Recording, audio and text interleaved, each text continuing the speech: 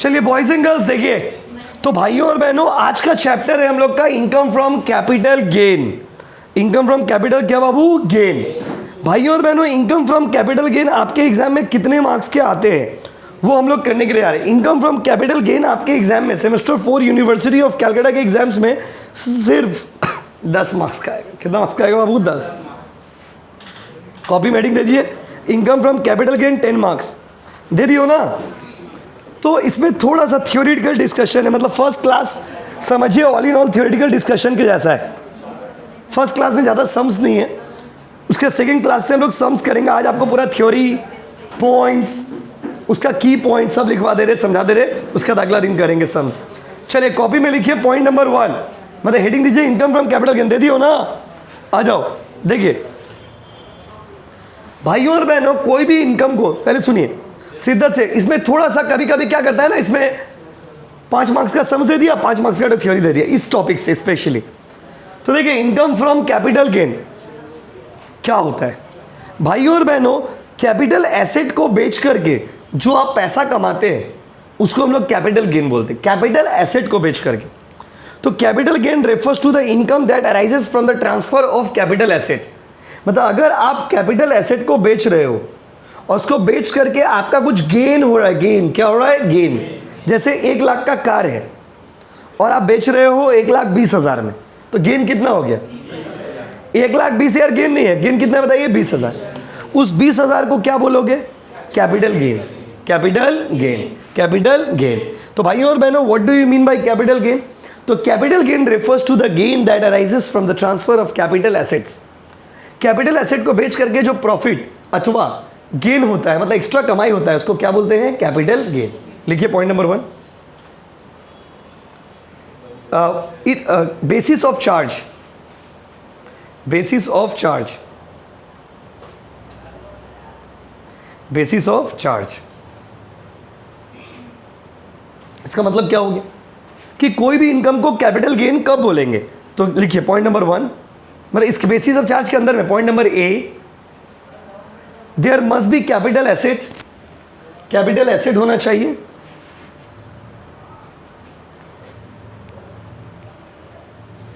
Point number 2,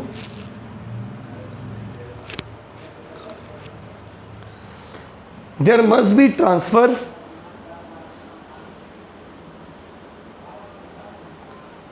point number 3, there must be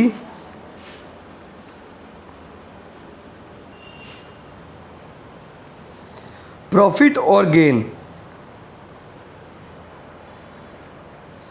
There must be profit or gain.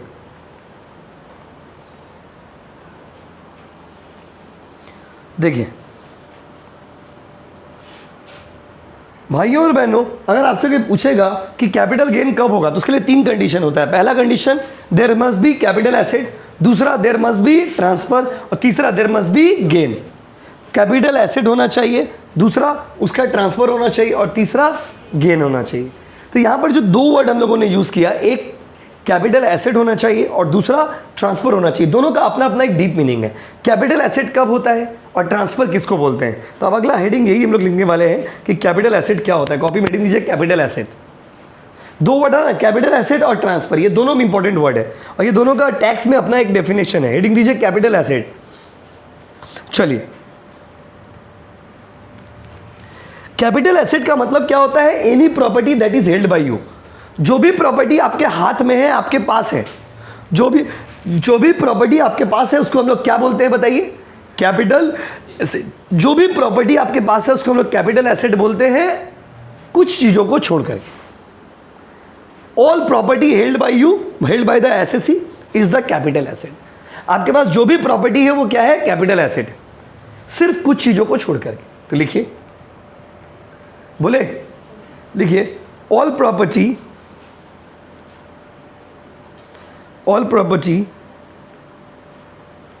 Are capital asset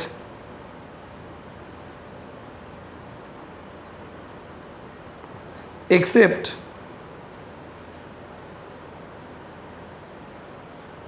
following. Except following.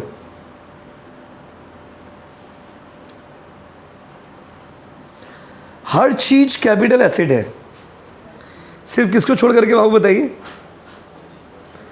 खूब following. Following मतलब क्या क्या चीज उसमें आता है? देखिए, चलिए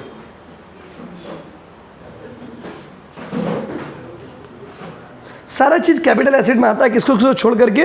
तो कुछ एसिड ऐसे हैं जिनको कैपिटल एसिड नहीं माना गया है। क्या क्या एसिड है ऐसा बताइए? चलिए पॉइंट नंबर 1 लिखिए, stock in trade. Point number 1 लिखिए, इसके अंदर पॉइंट नंबर 1 बोला ना एक्सेप्ट द फॉलोइंग, तो क्या क्या चीज को छोड़ करके? पॉइंट नंबर 1 लिखिए, stock in trade. Stock capital asset नहीं होता, याद रखिएगा। स्टॉक कभी भी कैपिटल एसेट नहीं होता है। स्टॉक कैपिटल एसेट नहीं होता है। हो गया बाबू? दूसरा लिखिए, any asset use for personal purpose.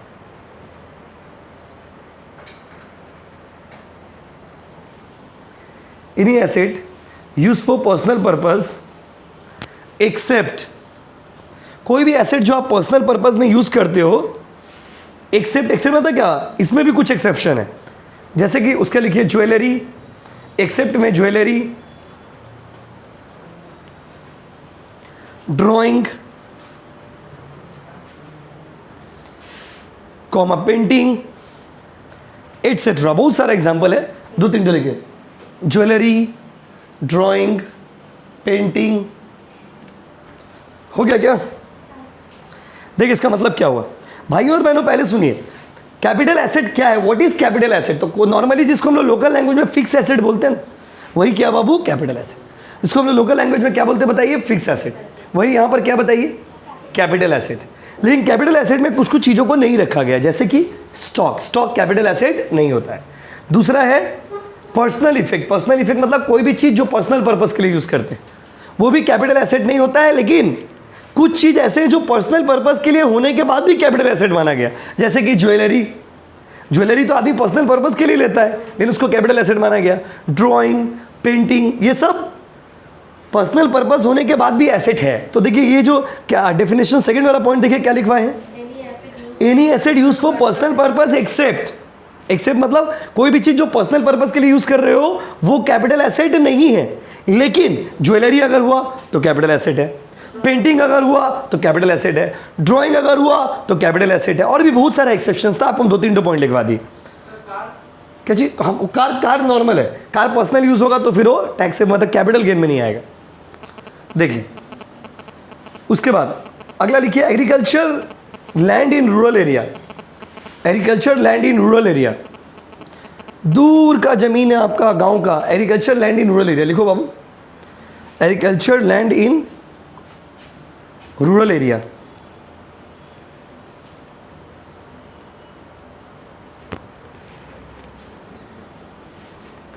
Agriculture land in rural area, गांवों में जमीन है आपका, दूर में जमीन है, तो कैपिटल एसेट में टैक्सेबल नहीं होगा। हो गया, वो एसेट नहीं, कैपिटल एसेट नहीं माना गया टैक्स के लैंग्वेज में। अगला लिखिए, gold bond. Gold bond 1977। Gold bond 1977। और उसके लिखिए, नेशनल डिफेंस गोल्ड बॉन्ड। हाँ उसके बाद next point, national defence gold bond 1980। National defence gold bond 1980, 1980। National defence gold bond 1980।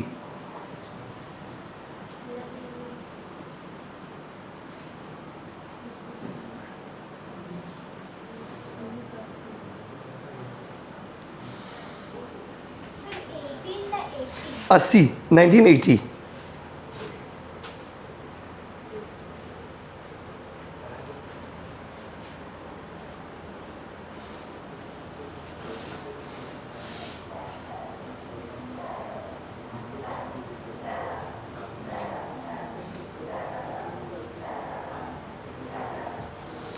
चलिए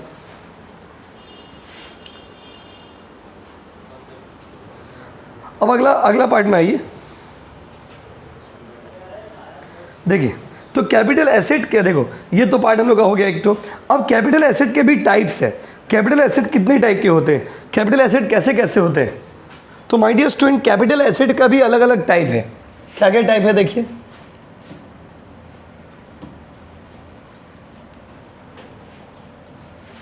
कैपिटल एसेट का भी टाइप है। कितना टाइप का कैपिटल एसेट है?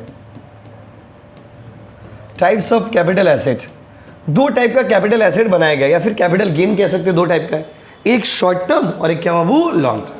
आप कैपिटल एसेट दो टाइप का बोलिए, चाहे कैपिटल गेन दो टाइप का बोलिए, बात तो बराबर ही, क्योंकि कैपिटल एसेट का ही कैपिटल गेन होगा, कैपिटल गेन का ही कैपिटल एसेट होगा। तो कैपिटल एसेट दो तरह का बनाया गया, एक शॉर्ट टर्म और एक कितना बाबू, लॉन्ग टर्म। एक क्या बोलो और दूसरा क्या बोलिए, लॉन्ग टर्म। एक कैपिटल एसेट होता है शॉर्ट टर्म और एक क्या होता है बाबू, लॉन्ग टर्म। एक कैपिटल एसेट क्या होता है बताइए, शॉर्ट टर्म, दूसरा क्या होता है बताइए, लॉन्ग टर्म। चलिए तो शॉर्ट टर्म और लॉन्ग टर्म में फ़र्क क्या है, ये आपको सबसे पहले जानना होगा कि भाई शॉर्ट टर्म कैपिटल एसेट में और लॉन्ग टर्म कैपिटल एसेट में क्या फ़र्क है। तो भाइयों और बहनों, जैसा कि आप लोग सभी जानते हो कि कोई भी कैपिटल एसेट का शॉर्ट टर्म होगा कि लॉन्ग टर्म होगा, ये डिपेंड करता है पीरियड ऑफ होल्डिंग पे। याद रखिएगा, अगर थ्योरी नहीं समझोगे तो सम्स एकदम समझ नहीं आएगा। पूरा सम्स, टैक्स का खूबी यही है कि टैक्स में लॉ है एक तरह का। अगर लॉ आप समझ रहे हो सही से तो आपको सम समझ, नहीं तो आप short term long term differentiate ही नहीं कर पाइएगा सम्स में, तो सम्स तो ऐसे गलत हो जाएगा। तो पहला स्टेप सम्स का ये होगा कि आप ये देखना कि ये शॉर्ट टर्म है कि लॉन्ग टर्म, शॉर्ट टर्म है कि लॉन्ग टर्म। पहले ये देख लीजिएगा ये शॉर्ट टर्म है कि लॉन्ग टर्म। तो capital asset my dear student friends, short term कौन सा होगा, लॉन्ग टर्म कौन सा होगा? अगर कोई एसेट को नॉर्मली 36 महीना तक आप अपना पास रखते हो, 36 महीना के बाद बेचते हो और उससे कुछ कमाई होता है तो वो हो जाएगा लॉन्ग टर्म। अगर कोई एसेट को 36 महीना तक रखने के बाद अगर बेचिएगा तो वो क्या हो जाएगा, लॉन्ग टर्म। 36 महीना से पहले बेच दोगे तो क्या हो जाएगा, short term. That's the biggest difference. Biggest मतलब बहुत बड़ा डिफरेंस ये है कि 36 महीना और कितना महीना बाबू बताइए, 24 महीना, सॉरी 36 महीना वाला रूल है। शॉर्ट टर्म कौन सा, लॉन्ग टर्म कौन सा? 36 से कम रखे तो क्या हो गया, शॉर्ट। 36 से ज़्यादा रख दिए, 36 से कम, 36 से ज़्यादा। तो अगर कोई एसेट को बेचने से पहले आप अपने पास 36 महीना से कम रखे हो तो वो क्या हो गया, और 36 महीना या उससे ज़्यादा रख दिए तो लॉन्ग टर्म। बोला हाँ कि नहीं? वही तो बोले, 36 महीना या उससे ज़्यादा रख दिए तो क्या हो गया, लॉन्ग टर्म। 36 महीना तक, 36 महीना तक, 36 महीना तक शॉर्ट टर्म, 36 महीना तक शॉर्ट टर्म, और 36 से ज़्यादा होगा तो लॉन्ग टर्म। बट पूरा ये बात समझ गए ना? बट कुछ केसेस ऐसे जहां पर 24 महीना और 12 महीना का केस आता है, वो होता है शेयर वाला केस। वो सिर्फ शेयर के केस में 12 महीना और 24 महीना वाला रूल काम करेगा। वो सिर्फ किसके केस में, वो बताइए, शेयर के केस में। अगर शेयर है तो फिर वहां पे 12 महीना और 24 महीना। अब उसमें भी रूल है, 12 महीना कब और 24 महीना कब। Tax is all about the law. जैसे अभी पहला क्लास है, आप अगर ये पहला क्लास कर लिए तो इसके बाद आप आराम से समझ जाओगे। लेकिन अगर आप पहला क्लास नहीं किया, आप डायरेक्ट सेकंड क्लास में सम्स बनाने आओगे कि चलो आज पहला क्लास है थ्योरी, आज हम नहीं करेंगे, हम डायरेक्ट सम्स करने जाएंगे, आपको कुछ समझ नहीं आएगा, क्योंकि सम्स पूरा थ्योरी पे डिपेंडेंट। बात समझे? तो कैपिटल एसेट कितना तरह का बाबू, दो, शॉर्ट टर्म और लॉन्ग टर्म। शॉर्ट टर्म और तो कोई भी एसेट को शॉर्ट टर्म बोलेंगे कि लॉन्ग टर्म बोलेंगे, डिपेंड करता है कि आपका पास वो एसेट कितना दिन था। जैसे मान लीजिए ये कोचिंग का रूम को 4 साल यूज़ करने के बाद हम बेच देते हैं, ये शॉर्ट टर्म की लॉन्ग टर्म? हम आपसे ही पूछते, बताइए शॉर्ट टर्म की लॉन्ग टर्म। और नॉर्मली अगर इसको हम 10 महीना बाद बेच दिए, अभी मेरा इस कोचिंग में आया हुआ 6 महीना भी नहीं हुआ, 6 महीना बाद ही बेच दिए तो क्या हो जाएगा, बोलो ना, शॉर्ट टर्म। तो एक ये हो गया नॉर्मल कंडीशन, ये नॉर्मल कंडीशन हो गया। लेकिन अगर शेयर है, शेयर क्या है, शेयर। क्वेश्चन में देखो, अगर शेयर है तो उस केस में क्या बाबू बताइए, अगर शेयर है तो उस केस में 12 महीना और 24 महीना। फिर एक सवाल आपके मन में आएगा, 12 कब और 24 कब?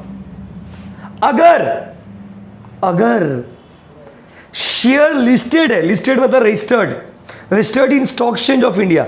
अगर आपका शेयर रजिस्टर्ड है, क्या है बाबू, registered in India, listed in SEBI, securities exchange board of India में रजिस्टर्ड है, क्वेश्चन में मेंशन कर देगा इसे जी, तो 12 महीना वाला रूल, और अनलिस्टेड है तो 24।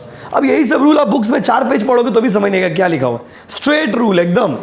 First you have to check what is short term, what is long term. The asset which is held, which is sold या which is transferred after 36 months are long term and less than 36 months are short term.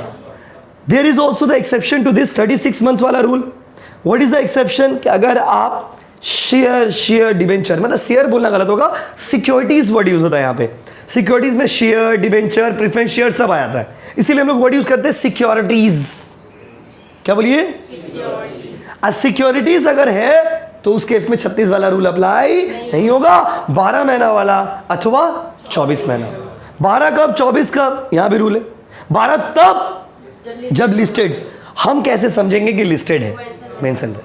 अगर mention नहीं रहा तो ऐसा नहीं हो सकता है, याद रखिए। तब क्वेश्चन वाला का फॉल्ट है, मेंशन नहीं रहा। ठीक है, क्योंकि हम लोग तो जादूगर नहीं कि समझ जाएंगे कौन सा लिस्टेड कंपनी है, कौन सा listed company. They will mention it. लिखिए, पूरा रूल को पानी कर दिए, लिखिए। Ready guys? एक साथ ही लिख लीजिए ना। हेडिंग दीजिए rules to identify short term and long term. Rules to identify short term and long term. कैसे समझोगे बाबू कौन सा शॉर्ट टर्म, कौन सा long term? Rules to identify short term and long term.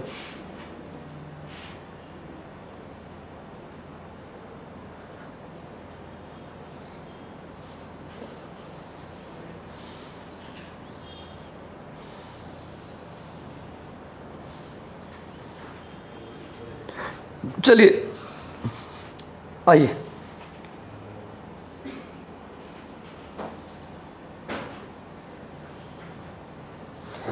लिखिए।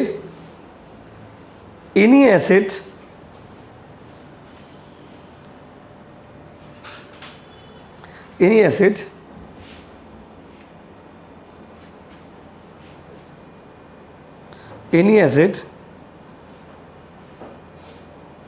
which is transferred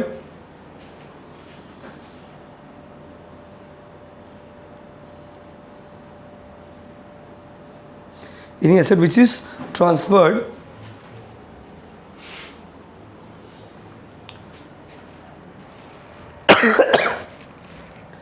before 36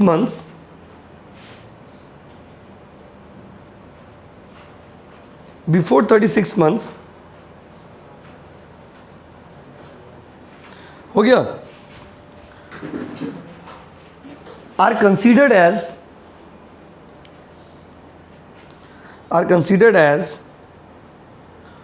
short term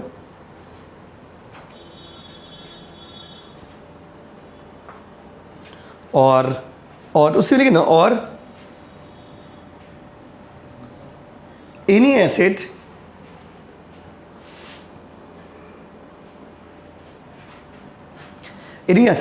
which is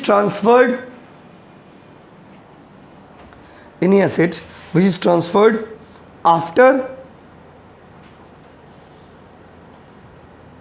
36 months are considered as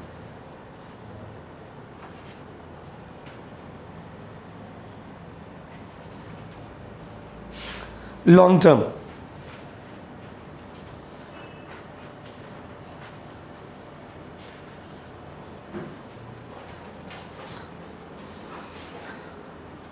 हो गया क्या? चलिए, तो ये नॉर्मल रूल हो गया। उसका पैराग्राफ चेंज करके बड़ा सा लिखिए, अभी लिखिए but, BUT but. Paragraph change करके लिखिए बट, लिखने का स्टाइल होता है। लिखिए BUT बट, देखिए कितना साफ सुथरा लिख रहे हो। कैपिटल में लिखने का था BUT बट मतलब एक्सेप्शन, उल्टा। But paragraph change, in case of shares, देखिए शेयर, डिबेंचर, प्रेफरेंस शेयर कुछ भी रहेगा तो शेयर बोलने में सुविधा होता है, इसीलिए लोग शेयर बोलते हैं। यहां पर एग्जैक्ट वर्ड क्या है? Securities. Share, debenture, preference share कुछ भी हो, क्या लिखो बताओ? In case of shares, if listed, अगर लिस्टेड है तो लिस्टेड समझते हैं, registered. If listed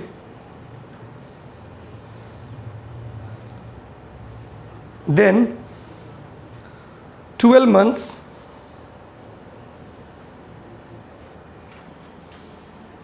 if listed then कितना months बाबू? 12 months but फिर से but, ओहो खाली but लगा रहे, but if unlisted then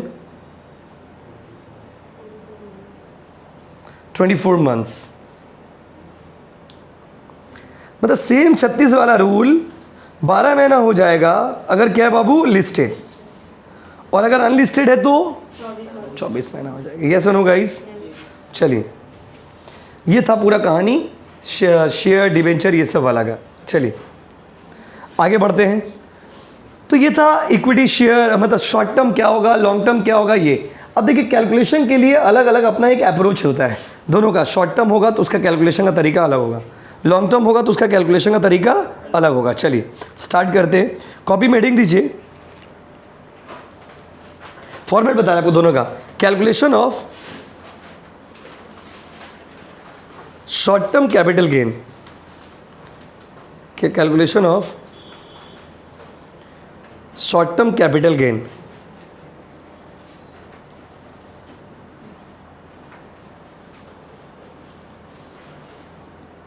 चलिए फॉर्मेट आपको दे रहे हैं, आप बढ़िया से फॉर्मेट को रीड करके आना। आ जाओ, जस्ट एक बेसिक फॉर्मेट आपको दे रहे, बहुत इजी टॉपिक है, बहुत इजी टॉपिक है। रेडी? सबसे पहले शॉर्ट टर्म का फॉर्मेट दे, दोनों का एक समझिए लगभग फॉर्मेट एक ही होगा। तो बताइए शॉर्ट टर्म और लॉन्ग टर्म जब भी आपको सम्स बनाएंगे इस तरह से बनाइएगा, पर्टिकुलर्स, रुपीज, यहां पे लिखिएगा computation of short term capital gain, पूरा लिखोगे, of mister dash for assessment year dash. ठीक है बाबू? सो STCG पूरा लिखोगे। आप भी STCG मत लिख देना, मेरे कैमरा में वहां तक जाता नहीं इसलिए मैं यहाँ पे लिखे short term capital gain of dash for assessment year dash. Question में नाम और ईयर दिया रहेगा। अभी हड़बड़ा के मत उतारिए, 2 मिनट लगेगा, समझ लीजिए। सबसे पहले लिखोगे सेल वैल्यू, कितना में बेचे हो। पहले क्या लिखोगे बोलो? सेल वैल्यू कितना। देखो सिंपल सच है, गेन कैसे पता चलेगा? सेल माइनस कॉस्ट, सिंपल खत्म। आप अगर इसको बहुत ही बच्चा, इसको जबरदस्ती हम लोग इतना स्टाइलिश कर देते हैं, सिंपल में अगर आप समझिए तो बहुत सिंपल है। गेन कैसे निकलेगा? Sale minus purchase. Sale value में से परचेज प्राइस माइनस करेंगे तो गेन नहीं आ जाएगा। देखिए कैसे गेन निकलेगा, तो स्टैंडर्ड वे में बता रहे हैं आपको। इसमें से लेस कर दीजिएगा ट्रांसफर। कुछ देखिए बहुत बार क्या होता है, दलाल वलाल को पैसा देना पड़ता है। जैसे कोई जमीन वमीन बेचवाइएगा ना तो आपको दलाल को पैसा देना पड़ेगा। दलाल को, किसको बाबू? दलाल को इंग्लिश में क्या बोलते हैं? ब्रोकर। नॉर्मली घर में तो होता ही है, घर वर तो आप बिना दलाल का बेच नहीं पाओगे ना खरीद पाओगे। जमीन तो बिना दलाल का होगा ही नहीं। और जो दलाली करते हैं ना, जो लोग दलाल होते हैं, क्या होते हैं बाबू? दलाल, ब्रोकर। वो लोग एक मोटा अमाउंट कमाते हैं जमीन वमीन में। उसका मतलब समझिए दलाली करके करोड़पति बन गया हो। क्योंकि एक तो अगर 10 लाख का घर बिकेगा तो 1%, 2%, 4% बहुत अच्छा अमाउंट लोगों को मिल जाता है। तो क्वेश्चन में अगर कोई, रुक जाइए ना फिर उतारिएगा, 2 मिनट तो लगेगा उतारने में। कोई भी खर्चा अगर दिया रहेगा तो माइनस कर दीजिएगा, less cost of acquisition. Cost of acquisition समझते हो? कितना में खरीदे थे, कितना में खरीदे थे, और उसके बाद कॉस्ट ऑफ इंप्रूवमेंट हो गया। इंप्रूवमेंट समझते हो? इसका मतलब क्या होता है समझिए, ये 3 खर्चा नॉर्मली माइनस होगा, नॉर्मली माइनस होगा। अगर क्वेश्चन में दिया रहा तो, नहीं रहा तो मत लिखिएगा, मत। तो फाइनली जो आंसर आएगा वो आपका क्या हो जाएगा बताइए? Short term capital gain, short term capital gain. इसके अलावा कुछ एग्जामिशंस भी होते हैं, वो जब सम्स करेंगे तब आपको बताएंगे। इसके अलावा इसमें ना लेस कुछ एग्जामिशंस होते हैं, वो क्वेश्चन में रहेगा तो करेंगे। अभी आपको वो चीज़ बता नहीं रहे, बस फॉर्मेट का पार्ट है। एग्जामिशंस अंडर सेक्शन 54B, 54D व 54G, अलग अलग सेक्शन है, वो उसमें अभी हम लोग जा नहीं रहे, इसलिए ये आप इसको 2 मिनट के लिए अभी भूल जाइए। जब सम्स बनाएंगे आएगा तो उसको डील करेंगे। सिंपल फॉर्मेट देखिए क्या है। आप अगर इसको बहुत लोकल लैंग्वेज में समझिए तो आप ऐसे समझिए, सेल में से सारा खर्चा माइनस, तो क्या आ जाएगा? गेन। क्या आ जाएगा बाबू? गेन। ये हो गया शॉर्ट टर्म कैपिटल गेन का फॉर्मेट। उतारिए शॉर्ट टर्म कैपिटल गेन का फॉर्मेट। चलिए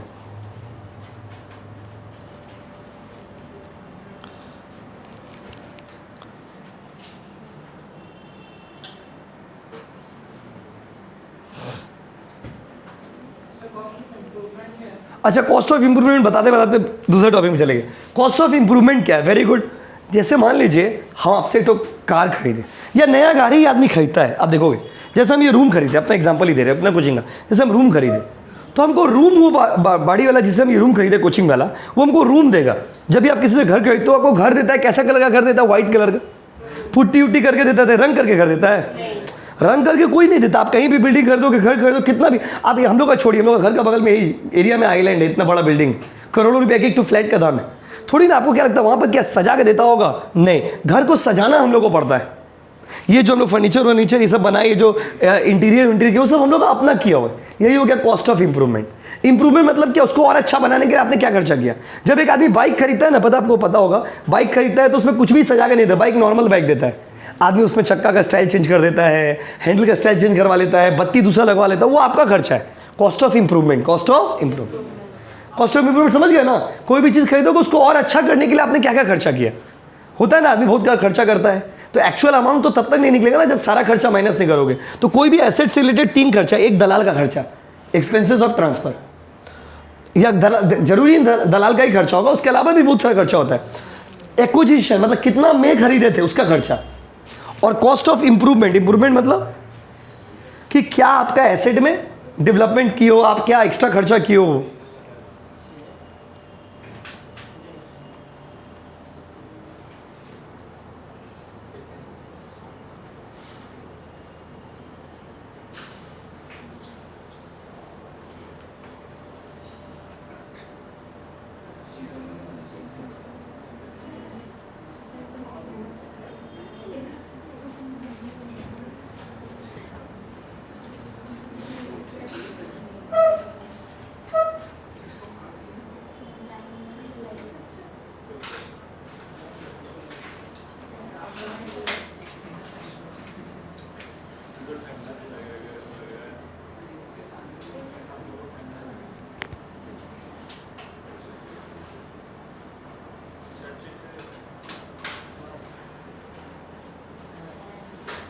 हो गया क्या?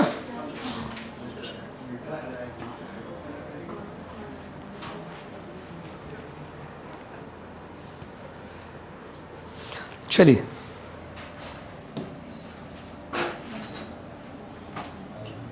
अब देखिए शॉर्ट टर्म के बाद क्या होता है बताइए।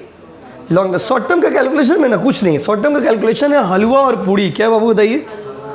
यस, तो शॉर्ट टर्म का कैलकुलेशन जो है वो हलवा पूड़ी है, इजी कॉन्सेप्ट है, उसमें कोई झमेला नहीं। झमेला किस में बताइए? लॉन्ग टर्म का कैलकुलेशन में। शॉर्ट टर्म वाला अगर एग्जाम में दे दे तब तो अच्छा ही है, बात समझे। लॉन्ग टर्म दे दे तो और अच्छा है, क्योंकि इजी दोनों ही है, इसमें थोड़ा सा कॉन्सेप्ट है। देखिए फिर से वही फॉर्मेट उसी स्टाइल में बनाएंगे। क्या लिखेंगे बताइए?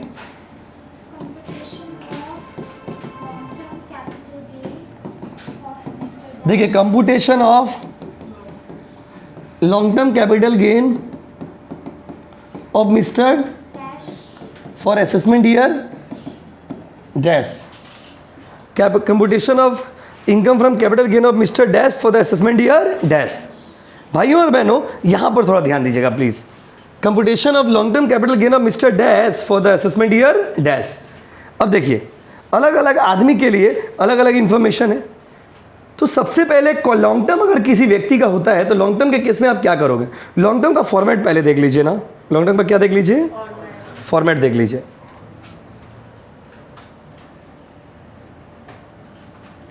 चलिए, इसमें देखो क्या बोला है। लॉन्ग टर्म में सबसे पहले क्या लोगे बोलो?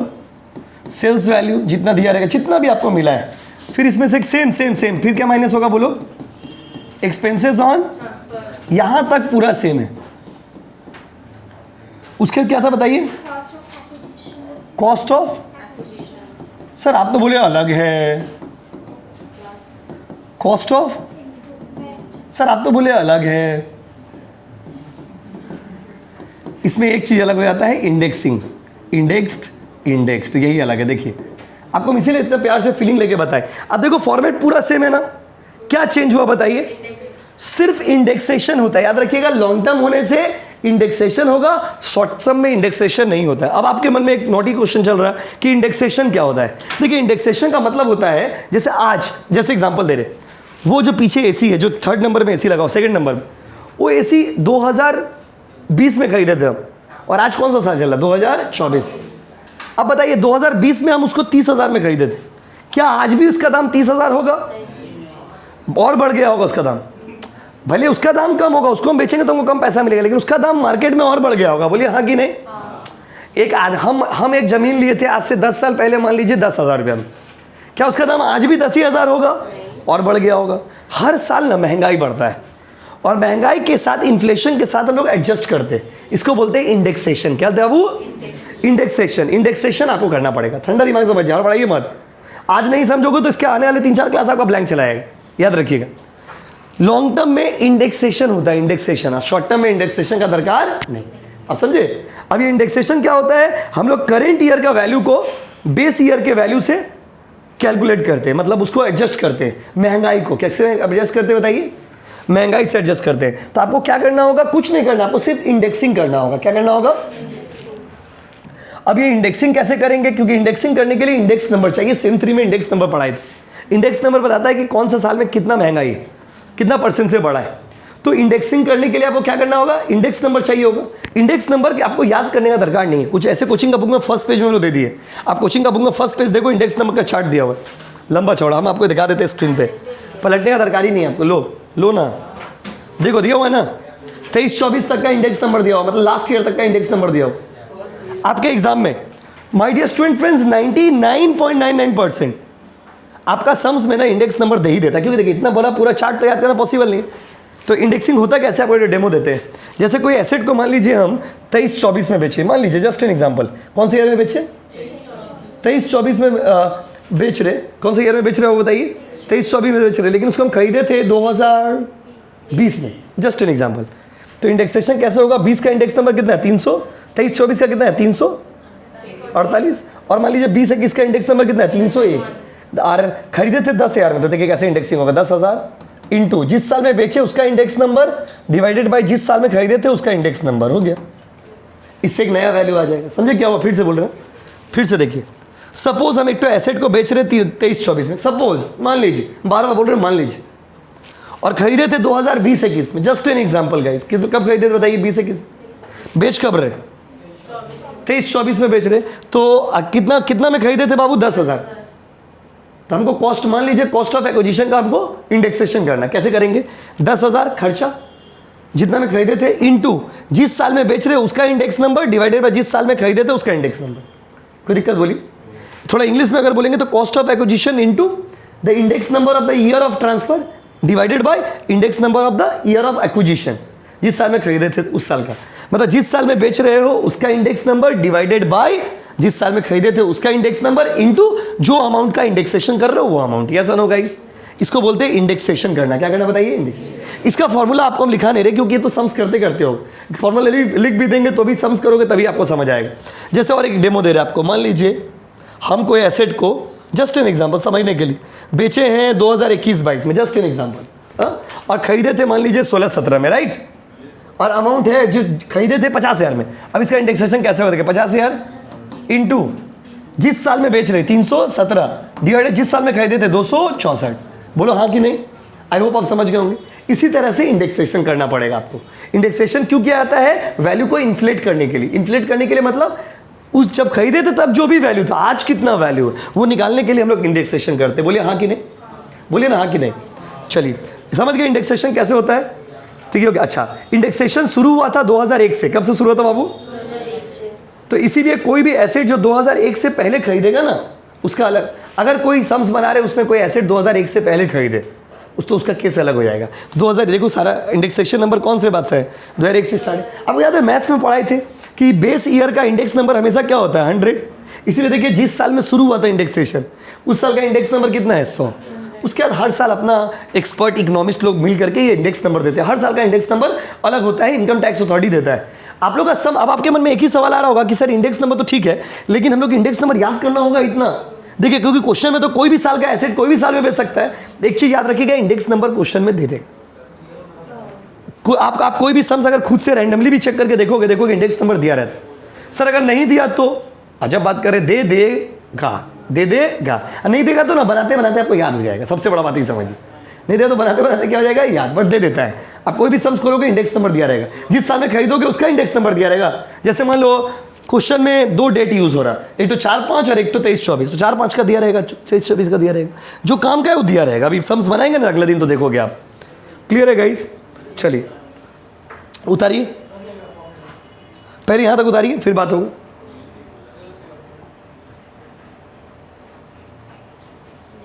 उतारिए आओ,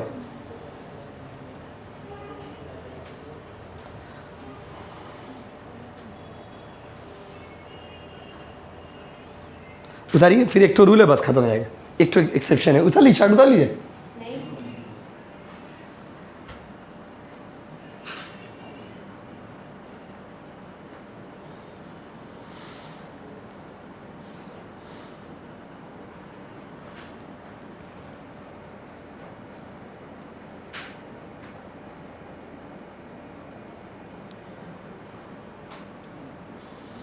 बाबू अच्छे से लिखे भेजिए।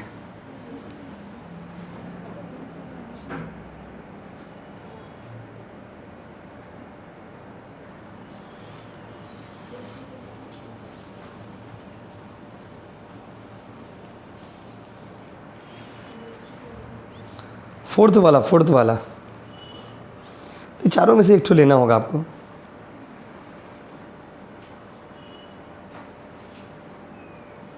पूरा डिटेल भेजना होगा, वो ऐसे कॉल करने से तो नहीं होगा, पूरा डिटेल भेजिए।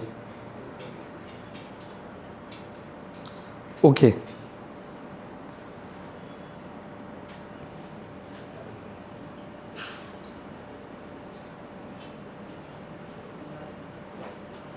बाबू आप अपना नाम लिख के भेजिए और आपको हम ऐप का लिंक देंगे और आप ऑनलाइन लिख दीजिए, हम आपको लिंक देंगे, उसमें उसे कर लेना, हो जाएगा ऐड। ठीक है, जितना क्लासेस आप कंप्लीट कर लेना। ठीक है, थोड़ा टाइम दो, अभी हम क्लास करा रहे।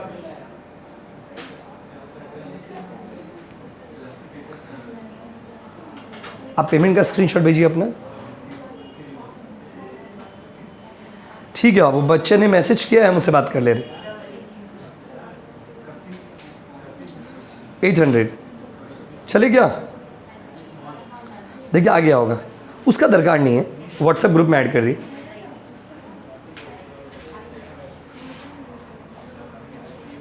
चले क्या भाइयों और बहनों? सब कुछ तो ठीक है, ये सब समझ गए। इसके बाद इसमें भी होता है एग्जाम्शन होता है, आपको बोले ना, इसमें भी लॉन्ग टर्म कैपिटल गेन आने के बाद अगर कोई क्वेश्चन में रहेगा तो आपको एग्जाम्शन करना पड़ेगा। वो एग्जाम्शन जब सम्स करेंगे तब डिस्कस करेंगे एग्जाम्शन के बारे में। नॉर्मली गेन ऐसे निकलेगा नॉर्मली। अच्छा, इसमें कुछ रूल है जो याद रखिएगा आप, कुछ रूल है जो आपको बता देते हैं, सुन लीजिए ध्यान से। देखो सब कुछ तो ठीक है, बट 2001 से पहले अगर कोई एसेट खरीदेंगे ना तो उसमें थोड़ा झमेला है। तो लिखिए उसमें रूल, नोट लिखिए, नोट, NOT, नोट का हेडिंग दीजिए, नोट। नोट सबसे इंपॉर्टेंट यही क्लास है। पहला क्लास चैलेंजिंग होता है, पहला क्लास समझ गया, फिर बाकी क्लास कराने में दिक्कत नहीं है। क्या लिखा होगा बताओ? नोट। अच्छा, नोट में हम लोग बहुत सारा बात डिस्कस करने वाले हैं कि अगर कोई एसेट 2001 से पहले खरीदे तो क्या होगा, ये झमेला, बस और कोई झमेला नहीं। 2001 से पहले अगर कोई एसेट खरीदेंगे तो उसमें कॉस्ट ऑफ एक्विजिशन क्या लेंगे, 2001 से पहले अगर कोई एसेट खरीदेंगे तो कॉस्ट ऑफ इंप्रूवमेंट क्या होगा, ये चैलेंज है। लिखिए, if an asset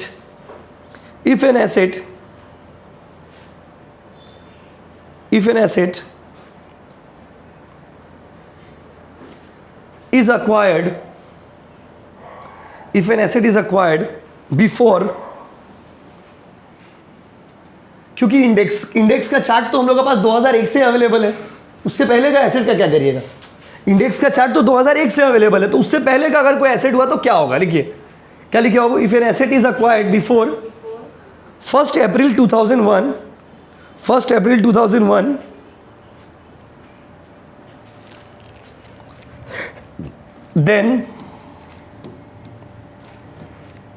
then cost of acquisition shall be,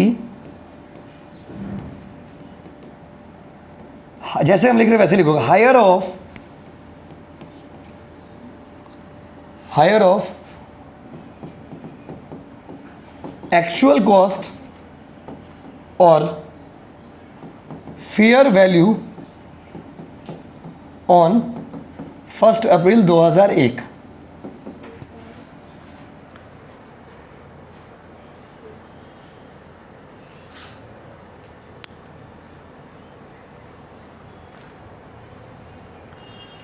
हो गया हो। इसका मतलब क्या हो समझे, अगर 2001 से पहले का एसेट है तो उसका 2001 से पहले 2001, अगर 2001 से पहले का एसेट है तो उसका कॉस्ट ऑफ एक्विजिशन कैसे लीजिएगा? तो उसका कॉस्ट ऑफ एक्विजिशन में क्या होगा बताइए? उसका कॉस्ट ऑफ एक्विजिशन होगा एक्चुअल कॉस्ट और फेयर मार्केट वैल्यू, दोनों में से जो बड़ा होगा। फेयर मार्केट वैल्यू कौन सा दिन में? 1 अप्रैल 2001 को। ये सब इंफॉर्मेशन दिया रहेगा, आपको बस रूल पता रहना चाहिए। दोनों में से जो बड़ा होगा वही उसका कॉस्ट ऑफ एक्विजिशन होगा। सम्स आएगा तो यूज करेंगे। अच्छा, उसका लिखिए पॉइंट नंबर, उसी में पैराग्राफ चेंज करके, cost of improvement shall be ignored.